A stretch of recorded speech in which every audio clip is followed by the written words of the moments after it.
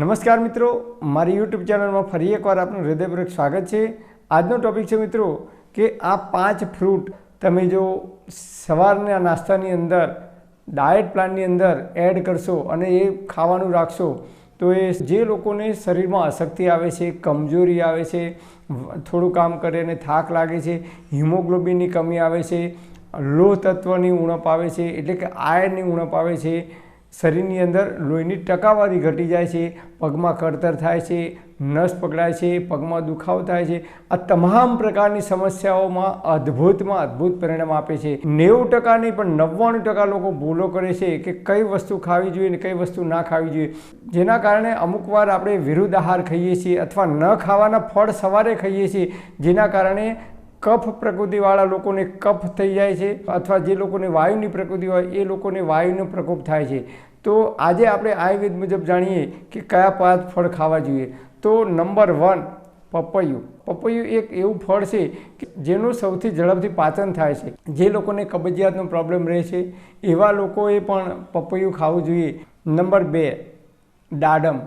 દાડમ એ એવી વસ્તુ છે કે જે લોકોને કબજિયાત થાય છે અથવા વારંવાર ટોયલેટ જવું પડે છે અથવા ભોજન કરે પછી જમ્યા પછી કે ચા નાસ્તો કર્યા પછી ટોયલેટ જવું પડે છે, મળ બંધાયેલો આવતો નથી, એવા લોકો જો દાડમનું સેવન કરે કબજિયાતની અંદર પણ અદ્ભુત પરિણામ મળે છે। દાડમના એક મુઠ્ઠી જેટલા દાણા લઈ અને ખૂબ ચાવીને સવારે ખાવાના છે। નંબર 3 દ્રાક્ષ।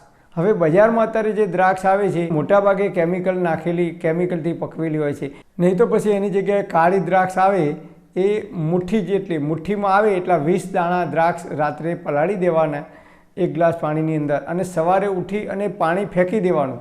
કારણ કે અત્યારે દ્રાક્ષને કાળી કરવા માટે કેમિકલનો ઉપયોગ કરવામાં આવે છે ક્યાંક ને ક્યાંક, એટલે આપણે પાણી કેમિકલવાળું પીવાનું નથી। તો દ્રાક્ષ રાત્રે પલાળી દેવાની 20 દાણા અને સવારે ઉઠી પાણી ફેંકી દેવાનું। એ દ્રાક્ષ ફરીથી ચોખ્ખા પાણીમાં થોડીક પલાળીને ધોઈ દેવાની અને પછી એ દ્રાક્ષના દાણા સવારે ખૂબ ચાવીને ખાઈ જવાના। નંબર 4 શેરડી ખાવાની કહી છે, એટલે જો તમે ઉનાળાની સિઝનની અંદર શેરડીનો રસ પીવો હોય તો શેરડીનો રસ 1 ગ્લાસ પીવાનો, એ પણ ધીમે ઘૂંટડે પીવાનો। 1 ગ્લાસ રસ પીતા 5 થી 10 મિનિટ જેટલો સમય લાગવો જોઈએ। ધીમે પીવાનો, જેમ નાના બાળકો ચમચીથી થોડું પીવે છે એ રીતે આપણે ધીમે ઘૂંટડે પીવાનો છે। ઘણા લોકો એક સાથે 20-25 સેકન્ડમાં એક આખો ગ્લાસ શેરડીનો રસ પી જાય છે, તો એ રીતે આપણે પીવાનું નથી। અને હા, જે લોકોને ડાયાબિટીસની પ્રોબ્લેમ હોય એવા લોકોએ આ વસ્તુઓ એવોઇડ કરવાની છે, એટલે કે એમને લેવાની નથી।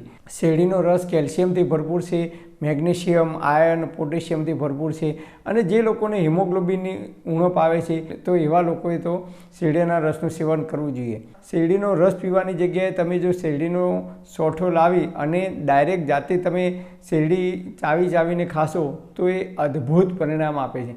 મોટાભાગના લોકો જમીને ચાલવા નીકળે છે ત્યારે 9 વાગે, 10 વાગે, 11 વાગે શેરડીનો રસ પીતા હોય છે મોટા શહેરની અંદર। તો રાત્રે શેરડીનો રસ ક્યારેય પીવાય નહીં, એ ભારે પડે છે, પચવામાં ભારે છે, એટલે શેરડીનો રસ પીવો હોય તો તમારે હંમેશા સવારે જ પીવો જોઈએ।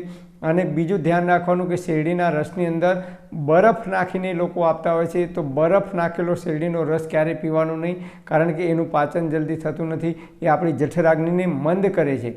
અને ત્રીજા નંબરનું ધ્યાન રાખવાનું કે શેરડીના રસની અંદર એ લોકો મસાલો નાખીને આપતા હોય છે, અમુક લોકો મીઠું નાખીને આપતા હોય છે કે મસાલો નાખીને, તો કોઈપણ પ્રકારનો મસાલો નાખીને આપણે શેરડીનો રસ પીવાનો નથી, આ ધ્યાન રાખવાનું। અને શેરડીનો રસ તમારે પીવો હોય તો હંમેશા દિવસે પીવાનો, સવારે 10 થી 4 વાગ્યા સુધીનો ટાઈમ છે, અતિ ઉત્તમ છે।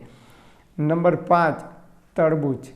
તરબૂચમાં પણ આપણે એ જ ભૂલ કરીએ છીએ કે મોટાભાગના લોકો તરબૂચ રાત્રે જ્યારે જમીને ચાલવા નીકળતા હોય છે ત્યારે 9 વાગે, 9:30, 10, 11 વાગે તરબૂચની ડીશ ખાતા હોય છે, તો તરબૂચ પણ રાત્રે ક્યારેય ખવાય નહીં।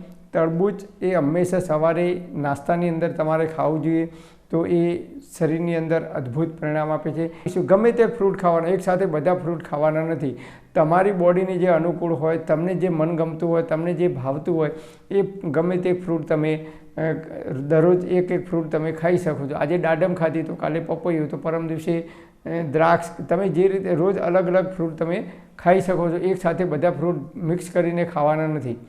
પણ હા મિત્રો, તમારી કોઈ ડૉક્ટરની કે વૈદ્યની દવા ચાલતી હોય, પ્રેગ્નન્ટ મહિલાઓ હોય કે લાંબા ગાળાની કોઈ બીમારી હોય તો તમારે ડૉક્ટર કે નિષ્ણાત વૈદ્યની સલાહ લીધા પછી જ આનો ઉપયોગ કરવા માટે વિનંતી. પરમપિતા પરમાત્મા આપ સર્વેને તંદુરસ્ત અને નિરોગી રાખે એવી હૃદયપૂર્વક મારી પ્રાર્થના.